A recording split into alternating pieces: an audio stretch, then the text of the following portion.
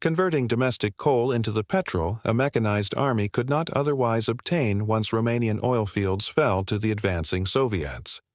Production had collapsed by the autumn to a fraction of what it had been that spring. Every liter allocated to the coming offensive in the Ardennes had, in a very direct sense, to be found by starving some other part of the German war machine, an arithmetic the planning staffs at the Oberkommando der Wehrmacht understood perfectly well even as they drafted timetables that assumed abundant supply.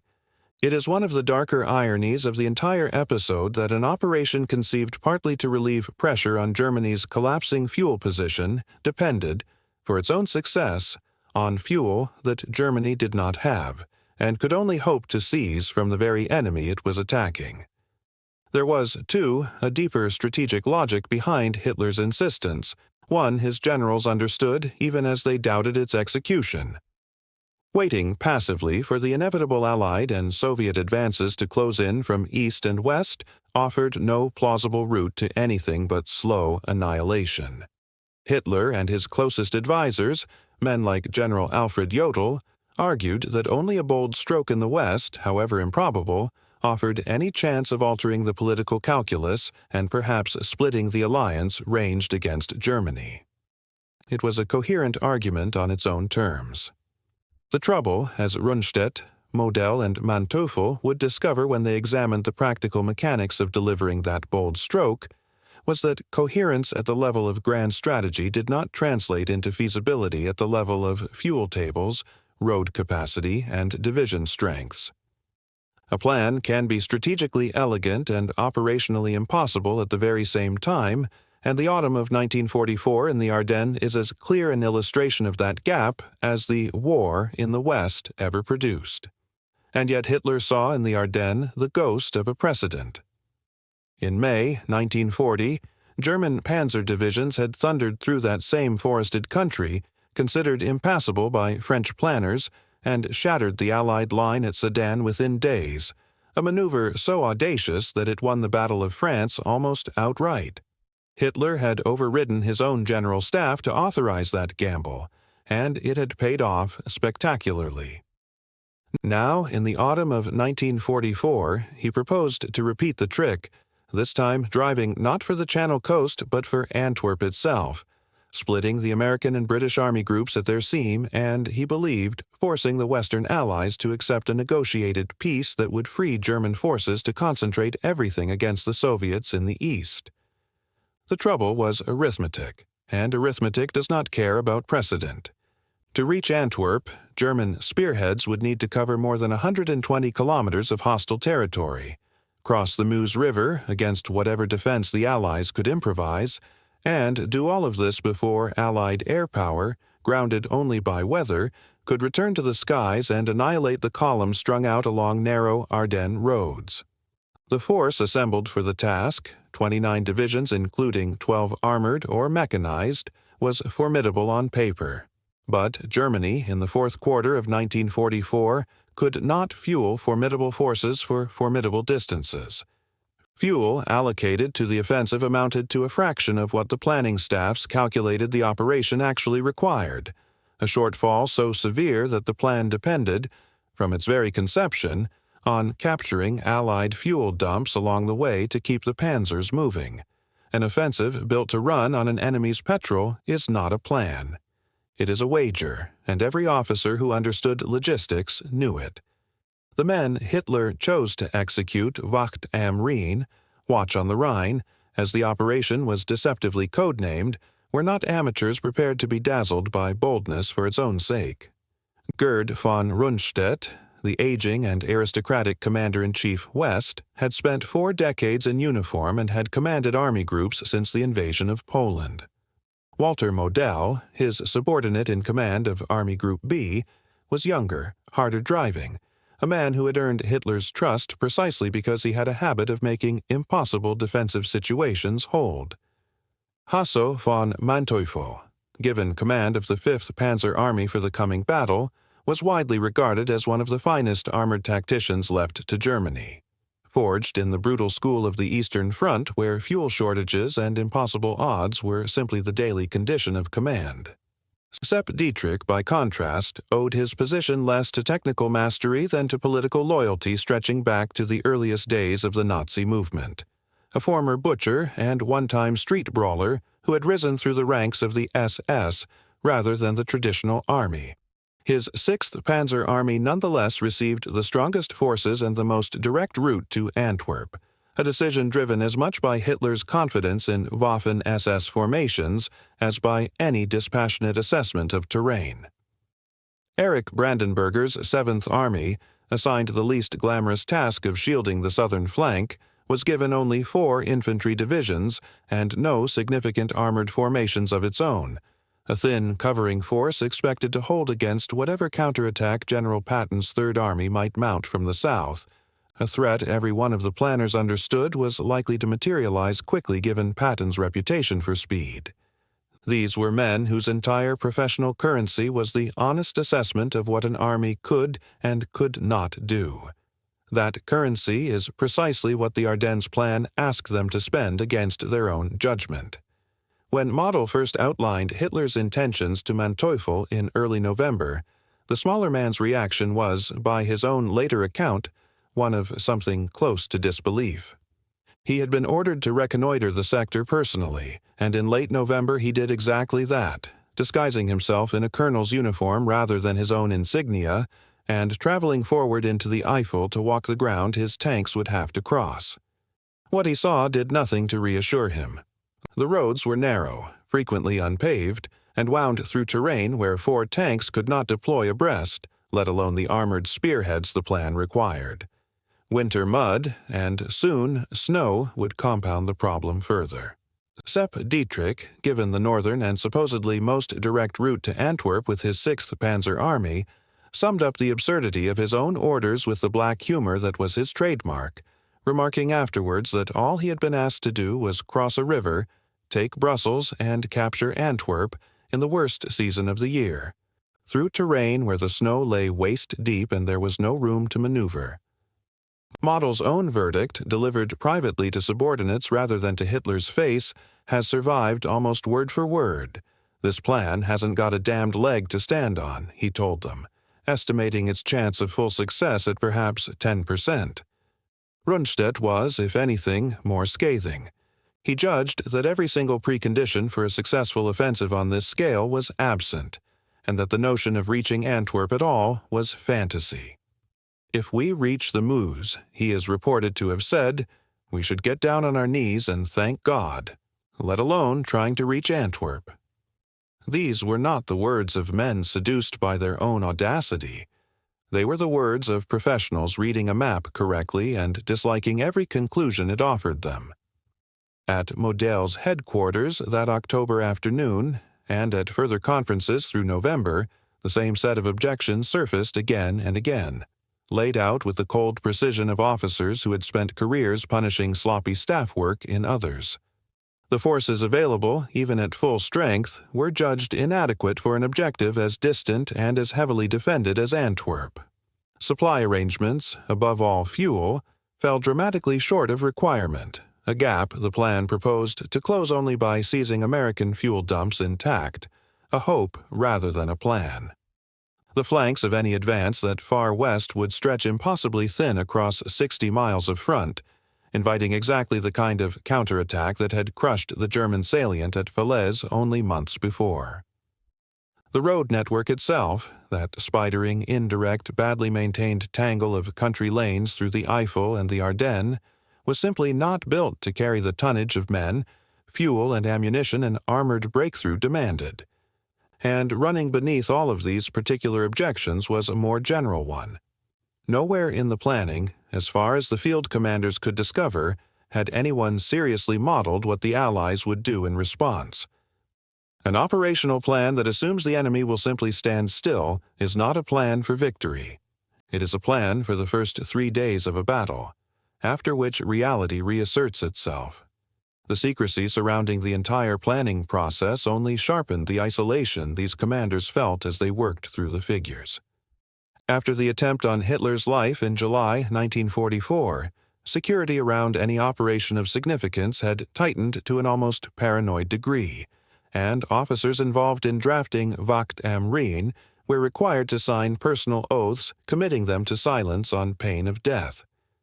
Staff planning was conducted under the deliberately misleading code name, implying a defensive posture along the Rhine rather than the offensive thrust actually intended, and even senior commanders in adjoining sectors were kept ignorant of the scale of the buildup taking place around them.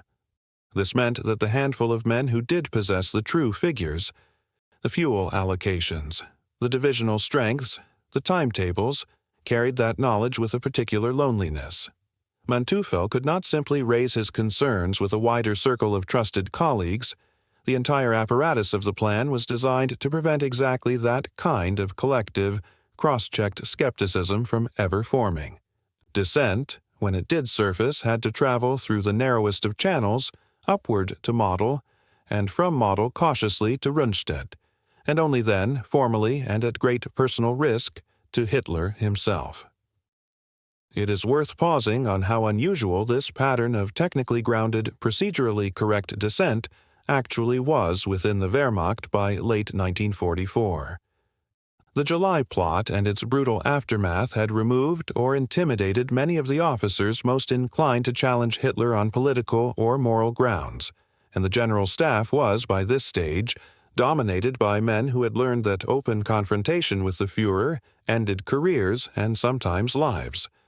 What Rundstedt, Model, and Manteuffel attempted instead was narrower and, in its way, more insidious to Hitler's authority precisely because it could not be dismissed as defeatism or disloyalty.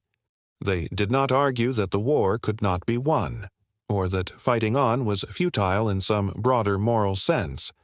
They argued with figures that this specific plan, aimed at this specific objective, on this specific timetable, could not physically be executed with the resources available. It was an argument built entirely on Hitler's own preferred language of will, resolve, and operational mastery, turned back against him using nothing more than logistics tables and road survey figures. Model and Rundstedt did not simply grumble among themselves and comply. Both men lodged formal protests through the proper channels, and both proposed an alternative that came to be known, in the parlance of the planning staffs, as the small solution. Rather than aiming at Antwerp, this scaled-down plan would seek only to eliminate the American salient east of the Meuse and inflict a sharp local defeat, an objective that might actually be achieved with the forces and fuel Germany had on hand, and one that would at least stabilize the front without gambling the entirety of the Wehrmacht's remaining armored reserve on a single throw. Hitler dismissed the proposal with something close to contempt, calling it a timorous half-measure incapable of producing a decisive result. He was not interested in stabilizing a line. He wanted, in one stroke, to recreate 1940. The decisive confrontation came on the 2nd of December, 1944, in a 6-hour meeting in Berlin attended by some 50 officers, Model, Manteuffel, and Dietrich among them, alongside Hitler, Field Marshal Keitel, and General Jodl. Model made one final attempt, laying out his Herbstnebel proposal to recapture Aachen and stabilize the Western Front by more modest means. It went nowhere. Hitler issued an edict permitting no change whatsoever to his intentions and demanded that his commanders execute the plan precisely as he had conceived it. Having voiced their objections through every legitimate channel available to them, and having been overruled by the one man whose authority none of them was prepared to challenge, Rundstedt, Model, Manteuffel, and Dietrich did what German officers of their generation had been trained since cadet school to do. They saluted, returned to their headquarters, and began preparing to execute an operation every one of them privately believed could not succeed. If you have found the story so far interesting, a quick subscribe genuinely does help this channel keep making films like this one, and it costs you nothing beyond a tap of a button. The offensive began at 5:30 on the morning of the 16th of December 1944, opening with a 90-minute artillery barrage from 1,600 guns along an 80-mile front. For the first 2 or 3 days, the plan the generals had privately condemned appeared, briefly and deceptively, to be working. Total surprise had been achieved. Thanks to a combination of German security discipline after the July plot against Hitler's life, thick fog that grounded Allied reconnaissance, and Allied overconfidence about a sector everyone in the high command had written off as quiet. American units, some newly arrived and untested, others resting after earlier fighting, were pushed back in places by several kilometers a day.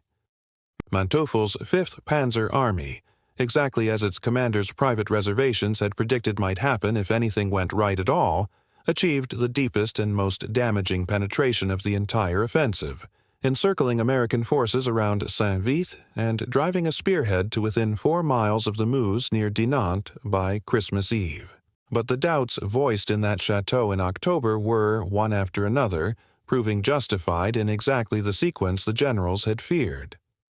The narrow roads Manteufel had reconnoitered in disguise choked with traffic almost immediately, horse-drawn artillery and infantry columns tangling with panzer formations that needed those same lanes clear for rapid movement. Fuel, never adequate even by German planning's own optimistic figures, began to run out precisely where the plan had always assumed captured American stocks would fill the gap. In numerous documented instances, German columns simply stopped out of petrol. In villages and crossroads they had fought hard to reach, their crews waiting for fuel convoys that could not get through the same clogged roads. American resistance at key road junctions, above all the encircled town of Bastogne, held out with a stubbornness the German timetable had never allowed for, denying the 5th Panzer Army the road network it needed to sustain its advance. On the 22nd of December, German officers under a flag of truce approached the American lines around Bastogne, carrying a written ultimatum. Major Wagner of the German 47th Panzer Corps requested to see the town's commanding officer. The German soldiers were blindfolded and led to Brigadier General Anthony McAuliffe, who was handed a message declaring that the fortunes of war had turned against the encircled American garrison and inviting an honorable surrender to avoid further bloodshed. McAuliffe's written reply, a single word, nuts, baffled the German officers who received it and had to have its meaning explained to them by their American escorts. It has passed since into the folklore of the battle, and it stands as a small, sharp symbol of the entire German predicament that October's planners had already foreseen in the abstract. An offensive that depended absolutely on speed and clear roads was being denied both by a garrison that simply refused to move aside, tying down German forces around Bastogne for days that the original timetable had never allowed for. Behind the encircled town, the traffic congestion the generals had warned about in November materialized almost exactly as predicted. Tanks, half-tracks, horse-drawn artillery, and infantry columns all funneled onto the same narrow lanes, producing jams that Allied fighter bombers, once the skies cleared, found an easy and devastating target. The gap between planning and reality showed itself in other units, too, in ways that reinforced everything the generals had warned about back in October. Colonel Friedrich von der Heydte, ordered to lead a hastily assembled parachute battalion, Operation Stösser, in a night drop ahead of 6th Panzer Army's advance, told Model directly on the 13th of December, 3 days before the offensive began, that he judged the operation to have less than a 10% chance of success, an estimate almost identical to the one Model himself had already reached about the wider offensive. Model's reply has the same grim fatalism that runs through so much of this story. It had to be attempted, he said, because this offensive represented the last chance to conclude the war on favorable terms. Von der Heydte's drop went ahead regardless, scattered by high winds across a wide stretch of unfamiliar forest, its remnants achieving almost nothing of their intended objective. Further north, Kampfgruppe Piper, the armored spearhead of 6th Panzer Army under SS Lieutenant Colonel Joachim Piper, drove with real initial success towards the Meuse, but committed in the process one of the war's most notorious atrocities against American prisoners near the crossroads village of Malmedy, an act that would do lasting damage to whatever slim chance of a negotiated settlement Hitler had imagined the offensive might produce. Weather, too, played its cruel double role exactly as the planning staffs had feared it might. The same low cloud that grounded Allied aircraft in the offensive's opening days also turned unpaved forest roads into churned, axle-deep mud, and then, as temperatures fell, into treacherous ice, slowing German columns whose entire operational premise depended on speed they could no longer generate. By the 24th and 25th of December, the weather that had sheltered the German advance broke, and Allied aircraft returned to the skies in force, falling on the strung-out, fuel-starved columns with devastating effect. Manteuffel's spearhead near Dinant, the furthest west any German unit reached in the entire offensive, was cut off and destroyed over the following 2 days. Roughly 600 of its men escaped on foot through a snowstorm, abandoning their vehicles where they stood. It was, by Manteuffel's own later account, the moment he understood with total certainty that any further attempt to reach the Meuse, let alone Antwerp, had become pointless. The map on the table at Model's headquarters, months before a single shell was fired. What the generals had lacked in the end was not accurate information. It was the power to act on it. Set against German attempts at operational surprise elsewhere in the war, the Ardennes Plan of December 1944 sits at an uncomfortable extreme, a gamble undertaken with far less margin for error than its most famous predecessor. The 1940 drive through the same forest had been launched by an army near the peak of its material strength, against opponents who genuinely believed the terrain impassable and who had built their entire defensive doctrine around that assumption. By December 1944, the terrain held no surprises for anyone. Allied planners had simply judged the Ardennes a quiet sector unlikely to be attacked, a very different kind of oversight, and one that Allied intelligence itself later described in remarkably blunt terms as a serious failure of assessment. The German force in 1944, moreover, was operating with a fraction of the fuel, air cover, and reserve strength available to it in 1940, fighting a two-front war against opponents with total command of the skies whenever weather allowed them to fly. It is worth noting, too, how differently the two sides misjudged the same stretch of forest in the two campaigns 4 years apart, because the symmetry is instructive. In 1940, it was the defenders, the French General Staff, who dismissed the Ardennes as impassable to a major mechanized force, a strategic misjudgment the Germans exploited with ruthless precision. In 1944, it was the attackers' own field commanders who correctly judged the terrain unsuitable for the scale of offensive being demanded of them, while it was the defenders, Allied intelligence officers assessing a quiet sector held thinly by resting and inexperienced divisions, who badly underestimated the threat building on the other side of the line. One American historian later described the failure to anticipate the German buildup as an abysmal failure of Allied intelligence, a judgment that sits uncomfortably alongside the fact that the officers actually planning the German attack were, at the very same moment, engaged in a far more accurate and far more damning assessment of their own chances than anything the Allies were producing about them. Comparison with Allied conduct of the same battle sharpens the contrast further. American commanders, most notably at the northern shoulder around Elsenborn Ridge and in the defense of Bastogne, were able to call on reserves, supply, and above all air support that no German formation could match once the weather cleared, and it was precisely this asymmetry in sustainment, rather than any failure of German tactical skill, that the field commanders had identified as fatal from the very beginning.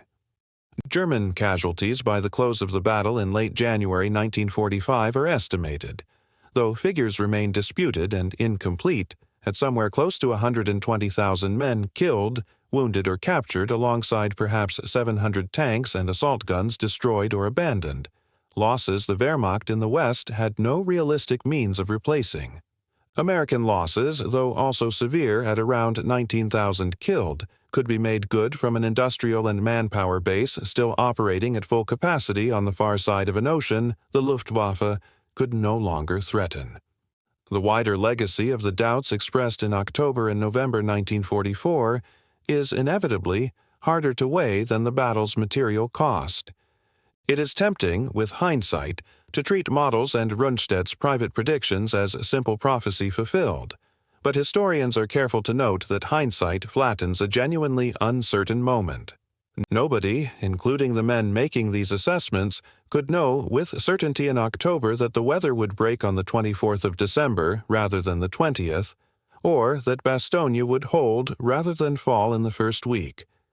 What can be said with confidence is that the general's objections were grounded in verifiable, quantifiable factors, fuel tonnage, road capacity, force ratios, rather than in mere pessimism, and that events subsequently track those objections with an accuracy that is genuinely striking. The offensive did not fail because German soldiers fought poorly. By most accounts, they fought with skill and tenacity to the very end. It failed because the operational plan asked them to do something the underlying arithmetic had already ruled out, and because the one man with the authority to alter that arithmetic refused, on principle, to hear it.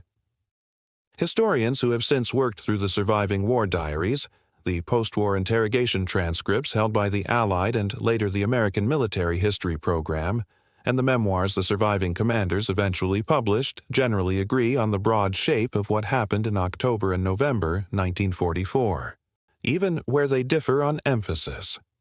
Some have argued that too much weight is placed on the individual predictions, that hindsight makes prophets of men who were, in reality, simply applying standard staff college caution to any ambitious plan, and that similar objections had been raised and then overridden, and had then still succeeded at earlier points in the war. Others counter that the specificity of the figures involved, fuel tonnage calculated to the day, road capacity measured against divisional frontages, sets this episode apart from generalized grumbling, and that the eventual failure tracked the specific mechanisms the generals identified, rather than some vaguer sense that things had gone wrong.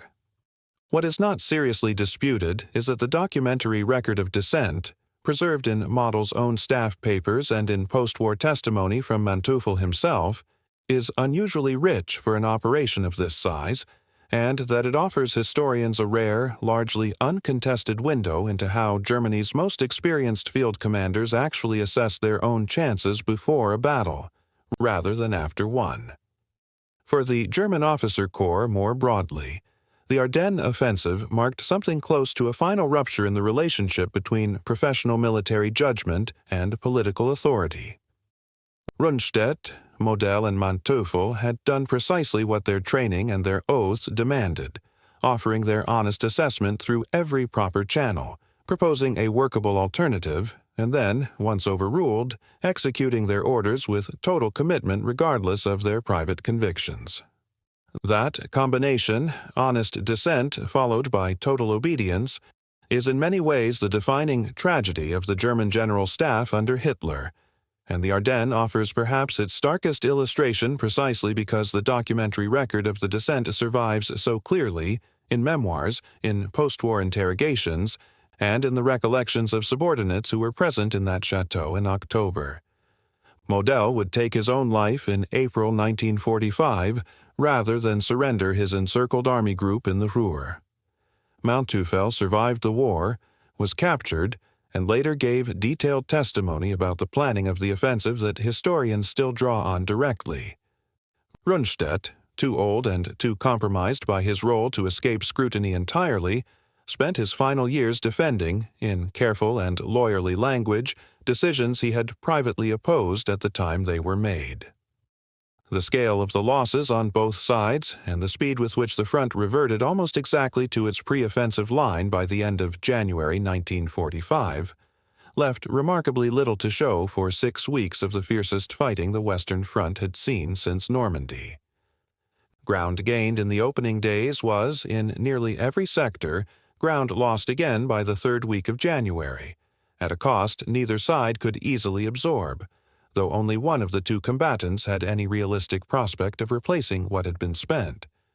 For the Americans, the battle became, almost immediately, a story told and retold of green divisions holding under impossible pressure, of Bastogne's defenders enduring cold and shortage without cracking, of Patton's famously rapid wheel of the Third Army northward to relieve the town. For the Germans, by contrast, the battle receded quickly into a more painful and more private kind of memory, discussed candidly by surviving commanders only in post-war interviews and memoirs, when the political pressures that had silenced dissent in 1944 no longer applied, and men like Manteuffel could finally set down, in careful and considered prose, exactly what they had known and when they had known it. Visitors to the Ardennes today can still walk the ground those generals studied on paper in October 1944. The Bastogne War Museum and the nearby Mardassin Memorial preserve much of the physical and documentary record of the battle, including maps, orders, and equipment recovered from the fighting. Sherman tank turrets still mark several of the roads into Bastogne, where the German advance was finally halted, a quiet, unglamorous monument to exactly the kind of road junction fighting the German planners had gambled they could bypass at speed. The forest itself, regrown now across the old battle lines, offers little visible clue to the desperate arithmetic that was worked out across its narrow lanes 80 years ago. Arithmetic that senior German commanders had already completed, correctly, before a single vehicle moved. It began, in the end, with a map on a table in a requisitioned château, and 3 professional soldiers who looked at the distances involved and understood, with total clarity, that their own army could not cover them. They said so. They were overruled, and then they did what they had spent their entire careers being trained to do. They obeyed.